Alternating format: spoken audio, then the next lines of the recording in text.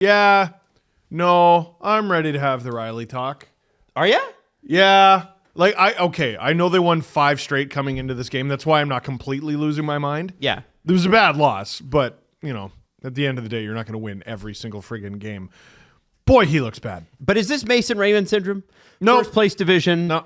And player capable of a lot more. The thing about Rielly is, yes, he's bad, or he's been bad, but he's capable of a lot more, which is why it stands out. Yes. Mason Raymond was a middle six guy at his best. Yeah. Rielly makes 7.5 sheets. Yeah. Like, that guy isn't on your shutdown pair when your team's healthy. Okay, so he's not shutting things down. That's fine. Is he on your top power play? Oh, I bet it's humming then. Well, no, he's not, because they don't have any defensemen on their power play. Oh, okay. That's why they're so bad at defense on their power play. What's going on? Oh, I bet he logs the most minutes on the team. He doesn't. Oh, he was 4th amongst D. Is this is bad? Is this a player that fit into the last system who is struggling to fit into the new one? Because Timothy Liljegren, who was a top 4 defenseman all last year, or a good chunk of last year, because they had terrible depth, but let's be fair, found himself 8th on that list. It's an interesting question. I think, listen, Rielly is the common denominator. He is. But his most stable defense partner this year has been Philippe Myers. That's crazy. That's crazy. And they're trying some new things because Jake McCabe is out. But the fact that they changed up the pairings to start last game, despite coming off of 5 straight wins, I know they didn't look great against Philly. To me, suggests they're looking for ways to insulate this guy. I don't think he's at 100%. I don't think he's at 90%. And last night they split him up with Tanev because they had to prioritize getting the game back. And they didn't find him his minutes elsewhere. Where was he going to get them? On the PK? So what are they going to get him the minutes on the power play? I think the question, though, is he bad now or is he bad for good? No, I like, I refuse to say he's bad for good because we've Right. seen too many instances of him being good for bad. I don't know. We've seen too many instances of him being good, but something's wrong. Jesse, what do you think? You're close to the team. I think I'm not close. You're a I'm close around source. them. You know these guys. You hang out on the weekend. We talk to Rielly on a daily basis. Yeah. No, when Yours kid's godfather. Rielly also the super quiet guy, like very. He is. Yes. very quiet. Dry sense of humor. Yeah. Quinn Hughes-ish Is he? Yeah, I don't know. I've never spoken to Quinn Hughes. in terms of their energy. A little bit. I think in the end, Riley's gonna be fine. I liked what Frankie Corrado was talking about the power play during the intermission panel, where he's like, "You're paying these guys to quarterback these power plays. Like, they get this money for a reason, and they've been doing it their whole careers. And there's a role for them on the power play. I wonder if throwing him there just through thick and thin, even if it's not working at the moment, just letting it have a bit of run can help him in his game." You know, because 5-on-5, it's clearly they're trying to figure out what's going on there. But if you can add the power play element to it and not run out 5 forwards and Mitch Marner's back there doing dipsy doodle spins and getting a goal, Him and Willie, shorthanded goal. Him and Willie on that Jordan Staal, not man. great. Bad. Maybe it'll be advantageous just to have Morgan Rielly in that position. And I know OEL was successful in it for a little bit there, and then it just went to shit. But I feel like we need something to get his game going because I don't think he's a bad defenseman. It's just not working right now. Almost any of those guys can run a power play. We've seen Jake McCabe do it. We know OEL can do it. Connor Timmins can do it. I would bet on Philippe Myers being able to do it. Like, guys, what are we doing here? Like, I'd be worried about personnel if the power play was good at all. Yeah. So I think like Barely middle of the pack. if Morgan's struggling and you need some way to get him motivated and throw him a bone, I don't see why you can't have him on the power play when the power play is not working. And I think 1 defenseman, 4 forwards is probably the way to go with this team. Well, sure felt that way on that power play last night.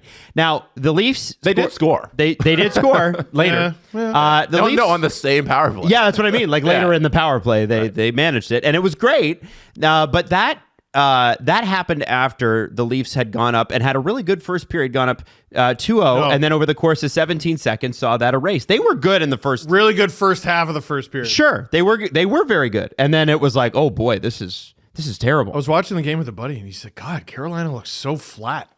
And like Willie, 3 breakaways in 9 minutes is insane. And he didn't get a breakaway off the opening faceoff, so it was 3 breakaways in less than that. And Rod the Bod, baby. Rod the Bod. Whatever wasn't working in those first 9 minutes, he went whoop and just changed it. And the Leafs were never really in it. Not after that. And when the 5th goal goes in the 3rd period, it's like, well, this is the Carolina Hurricanes, so this is probably over. You let one of the oldest players in the NHL just run your show. He scored 3/8 of his goals on the season. Did you see, Adam, how much did you like LFR last night? I didn't get a chance to watch it. I'm joking. I was working this morning. I know it's too much turnaround. But Jordan Staal has, I think it's 695 career points, something along those lines, in nearly 1,300 games. Mm-hmm. He's a career just over half a point a game player. Against the Leafs in his career, he's played 25 games. How many points he's got?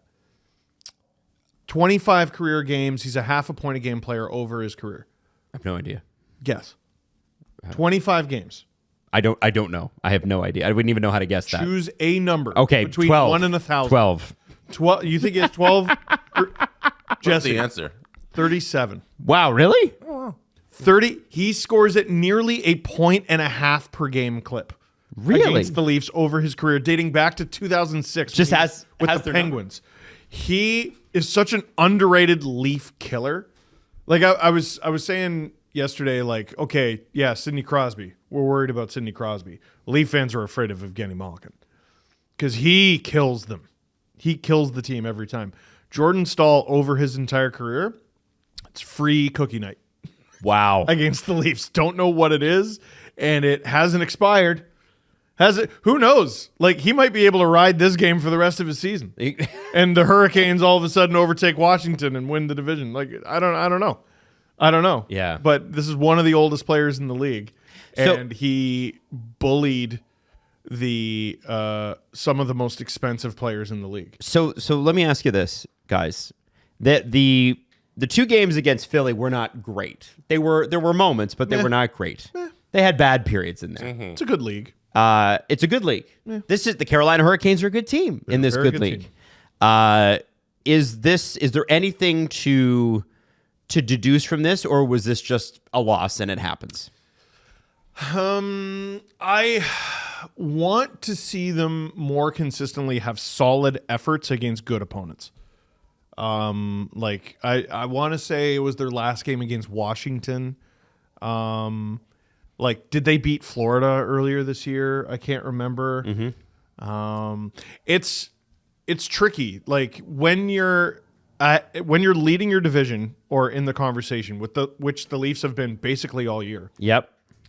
That's what you start to measure against. Yep. Right? There's 82 games. So many games. We've talked about it 1,000 times, and you can't just be like, well, we'll see how they do in the playoffs every single game. That's no way to get through 82 friggin' games. I'm not going to say that 82 friggin' times. So I'm going to look at the schedule, and I'm going to go, okay, let's measure ourselves against these guys. It's something I think the Panthers do really well, or at least they were doing it really well earlier in the season. Even when they were struggling, they're like, all right, we got Boston tonight. And they'd kill them. Right. And they're struggling. All right, we got the Leafs tonight. And they kill them. You know? Mm-hmm. It's something the best teams do. And the Leafs do struggle with it at times. So I got my eye on it. I will say this, and I said this in the LFR as well. They have to kick Vancouver's ass on Saturday. And I think they will. If they're worth believing in, which so far this season they've given us reason to believe they're worth believing in, they should kick Vancouver's ass.